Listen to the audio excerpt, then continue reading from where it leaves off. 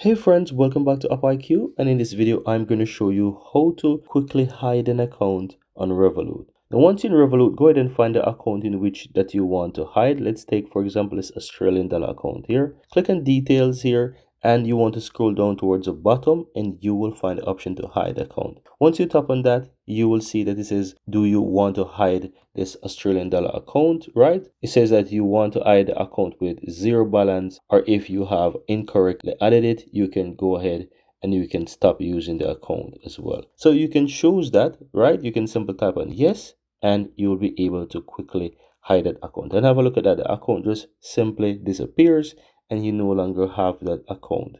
Now at any point in time you want to add back that account, it's super easy. You click on more on any account that you have, simply click and add a new account, and you can choose for example currency account and you have that Australian dollar account again. You can always go ahead and tap on it and open up that account. And that's how easy it is, guys, to quickly hide an account on Revolut. Very easy and very simple. If you found value here, give this video a like, let me know in the comments below, and I'd really appreciate if you hit that subscribe button, guys. Thank you guys for watching and see you in the next video.